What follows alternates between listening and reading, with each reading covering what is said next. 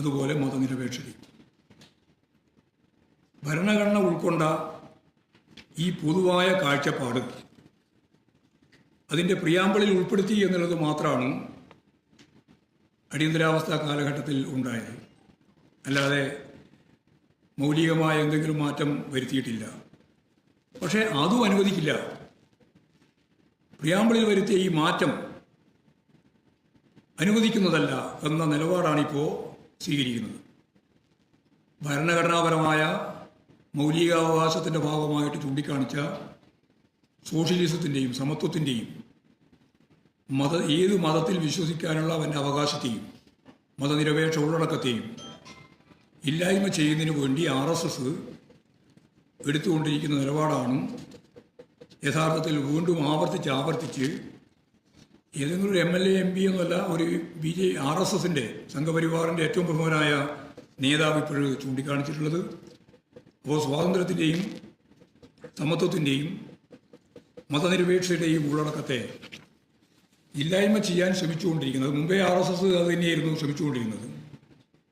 അതിപ്പോൾ വീണ്ടും ശക്തിയായിട്ട് ഉന്നയിക്കുന്നത് മതരാഷ്ട്ര സിദ്ധാന്തം ഫലപ്രദമായിട്ട് കൈകാര്യം ചെയ്യാൻ മതനിരപേക്ഷതയും പറ്റില്ല, സോഷ്യലിസവും പറ്റില്ല എന്നുള്ളതുകൊണ്ടാണ്. അതുകൊണ്ട് ഇത്തരത്തിലുള്ള നിലപാടുകൾ ശക്തിയായിട്ട് എതിർക്കപ്പെടേണ്ടതാണ് എന്ന കാര്യം കൂടി ഇതിൻ്റെ ഭാഗമായിട്ട് പറഞ്ഞു വെക്കുക.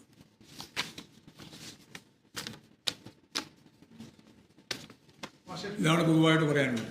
പക്ഷേ മാഷും മുഖ്യമന്ത്രിയും ഒരു ഡസനോളം മന്ത്രിമാരും നിലമ്പൂർ ക്യാമ്പ് ചെയ്തെന്നല്ലാതെയൊക്കെ പ്രചരണത്തിന് നേതൃത്വം കൊടുത്തു. എന്നിട്ടും സർക്കാർ നേട്ടങ്ങൾ ജനങ്ങളിലേക്ക് എത്തിക്കാൻ അതിന്റെ ക്രെഡിറ്റ് അൻവർ കൊണ്ടുപോകാൻ തടയാൻ കഴിഞ്ഞില്ലെങ്കിൽ അത് പരാജയമല്ല.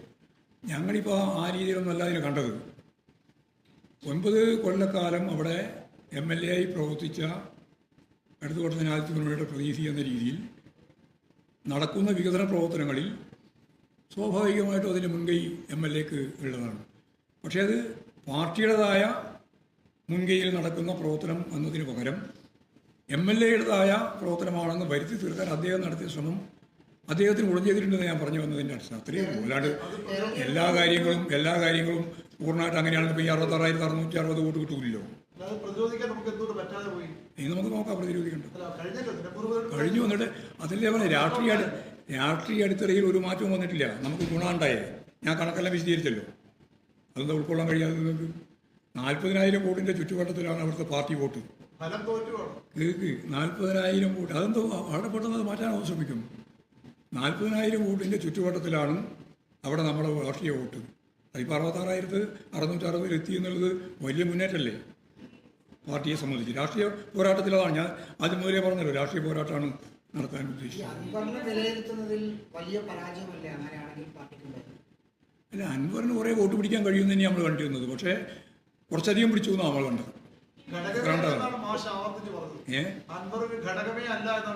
അല്ല, ഘടകമായതുകൊണ്ടല്ലേ ഇനിയിപ്പോൾ അത് പറയുന്നത്. ഘടകമായിരുന്നു. അല്ല, ഞങ്ങളുടെ വോട്ട് പിടിച്ചിട്ടുണ്ട് കുറച്ച്. ഞാനത് അന്നും പറഞ്ഞാണ്. അതിലിപ്പം പുതിയ വാദമൊന്നും കാണുന്നില്ല.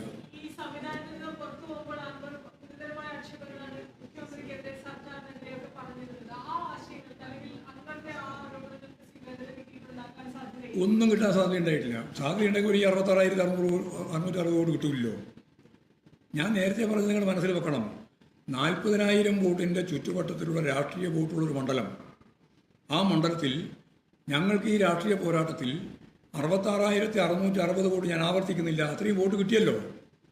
അതാ ഭദ്രമായ ഒരു അടിത്തറ ഇടതുപക്ഷ രാഷ്ട്രീയത്തിന് അവിടെ നേടാനായി. അത് സ്വരാജിൻ്റെ സ്ഥാനാർത്ഥിത്വം ഉൾപ്പെടെ ചേർത്തുകൊണ്ടാണ്. വികസന നേട്ടങ്ങളെല്ലാം ചേർത്തുകൊണ്ട് തന്നെയാണ് കിട്ടിയത്. അല്ലെങ്കിൽ ഈ വോട്ടൊന്നും കിട്ടില്ല.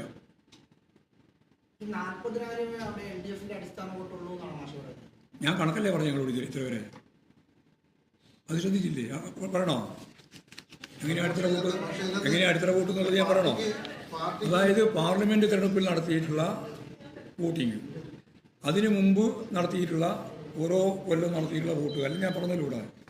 അപ്പോൾ മറ്റേ 60,000 വോട്ട് കിട്ടുമ്പോൾ സ്വതന്ത്രനാണ്.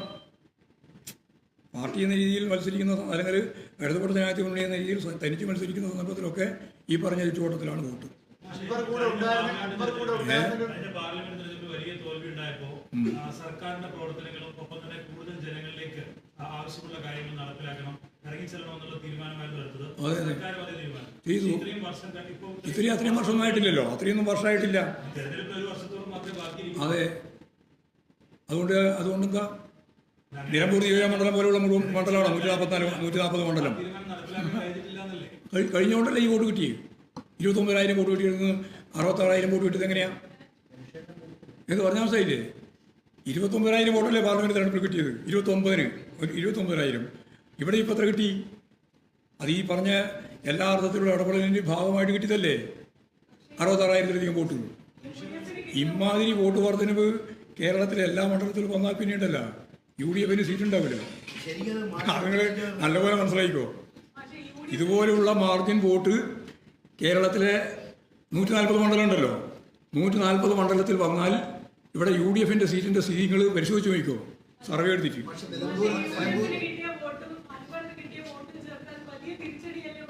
അങ്ങനെ കുറേ വോട്ട് കൂടി ചേർത്താൽ വലിയ തിരിച്ചടി ചെയ്യും. പിന്നെ വേറെ എന്ത്? അൻവറിന് കിട്ടിയ വോട്ടിൻ്റെ അകത്ത് ഞങ്ങളെ വോട്ട് കൂടി ഉണ്ടെന്നല്ലേ ഞാൻ നേരത്തെ പറഞ്ഞത്. അതാണ് കാര്യം. 44,000 വോട്ട് 66,000 ആയത് അത് മാഷിന് ഒരു നല്ല നേട്ടമല്ലേ? നമ്മുടെ പാർട്ടിയുടെ 40,000 വോട്ടിന് 66,000 വലിയൊരു നേട്ടമല്ലേ? എന്താ ഉദ്ദേശിക്കുന്നത്?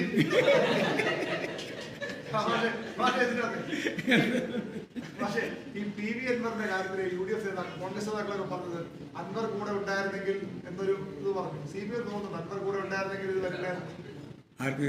കോൺഗ്രസിൻ്റെ ഒപ്പം. ചെന്നിത്തലയൊക്കെ പറഞ്ഞു. കോൺഗ്രസിൻ്റെ ഒപ്പം തന്നെയാണ് അൻവർ ഉള്ളത്. അന്നും അത് ഇന്നും അതെ നാളെ അതെ. ഞാനത് ആദ്യമേ പറഞ്ഞില്ലേ, ഇടതുപക്ഷ ജനാധിപത്യ മുന്നണിയെ വഞ്ചിച്ചു പോയ വഞ്ചകനായ ഈ അൻവർ UDF വേണ്ടിയിട്ടാണ് കളം മാറിയത്.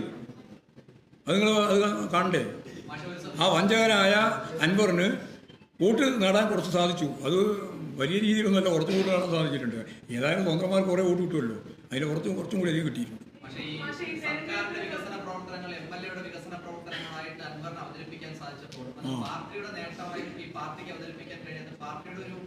ഞാനെൻ്റെ സംഘടനാപരമായ ദൗർബല്യം അത് ഞാൻ നേരത്തെ പറഞ്ഞു എന്ന് പറയുമ്പോൾ ശ്രദ്ധിക്കാണ്ട് വേറെ എന്തോ ആലോചിച്ചിട്ട് എഴുതുകയും കൊടുക്കുകയും ചെയ്യുന്നവരെ പറഞ്ഞിട്ട് വരാണ്. ഞാൻ നേരത്തെ പറഞ്ഞു ഞങ്ങളുടെ സംഘടനാ ദൗർബല്യം ഞങ്ങൾ അവിടെ താഴെ വരെ പരിശോധിച്ച് ആവശ്യമായ തിരുത്തലുകൾ വരുത്തും എന്ന് ഞാൻ പറഞ്ഞല്ലോ. അത് തിരുത്തും. ഈ 3 ദിവസം സെക്രട്ടറി 3 ദിവസം മീറ്റിംഗില് ഈ മാഷ് ഈ RSS സഹകരണം ഉണ്ടെന്ന് പറഞ്ഞ പ്രസ്താവന മാഷിന്റെ RSS സഹകരണം മാഷ് അതന്നെ ഈ 3 ദിവസത്തെ സെക്രട്ടേറിയറ്റ് സംസ്ഥാന എങ്ങനെ വിലയിരുത്തിയത്? അല്ല, ഞങ്ങളതിനെ പറ്റി വിലയിരുത്തേണ്ട കാര്യമില്ല. അപ്പോൾ തന്നെ ഞാനും സംസാരിച്ചിട്ടുണ്ട്. അന്ന് ഇവിടെ തന്നെയല്ലേ സംസാരിച്ചത്. അതിനുശേഷം മുഖ്യമന്ത്രി പിണറായി സംസാരിച്ചിട്ടുണ്ട്. ആ സംസാരിച്ചതിൻ്റെ അവസാനം. അതിനുശേഷം ഒരു ചർച്ചയും അതിൻ്റെ മേലെ നടത്തേണ്ട കാര്യമില്ല.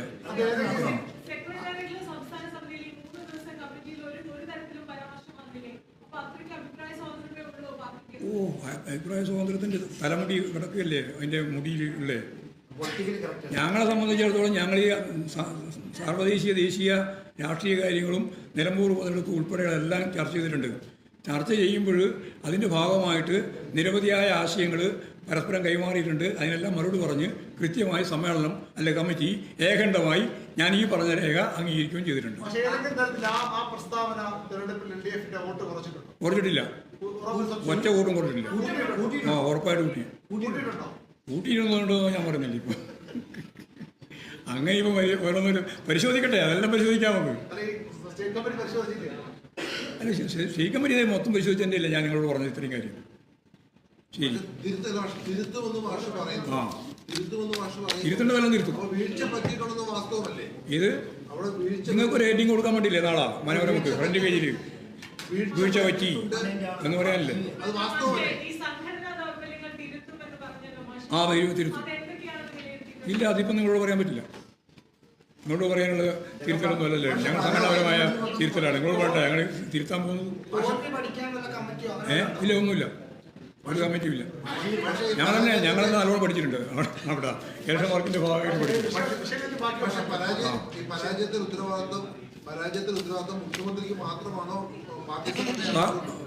പരാജയത്തിന്റെ ഉത്തരവാദിത്വം മുഖ്യമന്ത്രിക്കുമില്ല, പാർട്ടി സെക്രട്ടറിക്കുമില്ല, പാർട്ടിക്കുമല്ല. അവിടെയുള്ള സ്ഥിതിയാണ് ഞാൻ നേരത്തെ വിശദീകരിച്ചത്. ഇനിയിപ്പോൾ പാർലമെന്റ് ഉത്തരവാദിത്വം ഇന്നാക്കാണെന്ന് പറയാൻ വേണ്ടിയിട്ട് പാർട്ടി ഉണ്ടാക്കാനില്ലേ? നിങ്ങൾക്ക് ഇഷ്ടം പോലെ ഉണ്ടാക്കാം. നിങ്ങൾ വാർത്തയൊന്നും ഞങ്ങൾക്ക് പ്രശ്നമുള്ളതായിരുന്നല്ല. അത് ഞാൻ ഉറപ്പായിട്ട് പറയാം. നിങ്ങൾ എന്ത് വാർത്ത ഉണ്ടാക്കുന്നു എന്നുള്ളത് ഞങ്ങൾക്ക് പ്രശ്നമുള്ള കാര്യമല്ല. പക്ഷേ അടിസ്ഥാനരഹിതമായ വാർത്ത ജനാധിപത്യ സമൂഹത്തിൻ്റെ അകത്ത് കെട്ടിച്ചമച്ചുണ്ടാക്കിയാൽ അതിനെതിരായ ശക്തിയായ നിലപാട് ഞങ്ങൾ ചെയ്യും. അത് ഉറപ്പായിട്ട്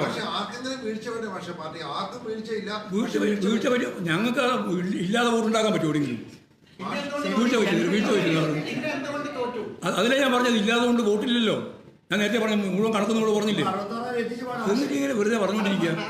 60,000 കമ്മ്യൂണിസ്റ്റ് പാർട്ടിയുടെ വോട്ട് 40,000 ചുറ്റുവട്ടത്തിലല്ലേ? അതെ, പറഞ്ഞുതരാം.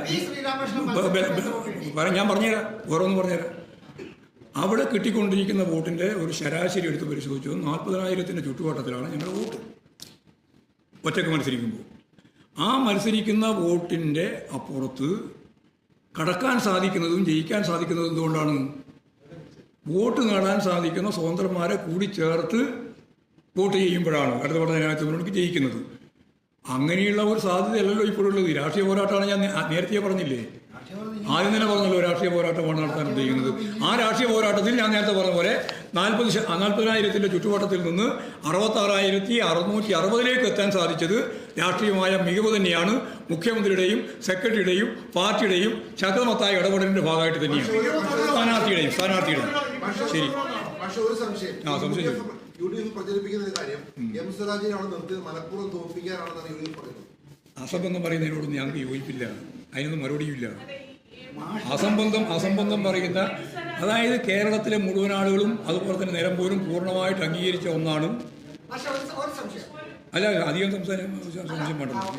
പറഞ്ഞു തീരുന്നെങ്കിൽ ഓരോരോ സംശയം കേൾക്കുന്നുകൊണ്ടിരിക്കുന്ന എന്തിനാണ്? അതുകൊണ്ട് ഞങ്ങളെ സംബന്ധിച്ചിടത്തോളം UDF ആരെങ്കിലും പറയുന്നതല്ല, ഞങ്ങൾക്ക് നിർത്താൻ പറ്റിയ ഏറ്റവും കൃത്യമാർന്ന ഒരു സ്ഥാനാർത്ഥിയാണ് സ്വരാജ്. പക്ഷേ പാർട്ടിയുടെ സംസ്ഥാന സമ്മേളന റിപ്പോർട്ടിൽ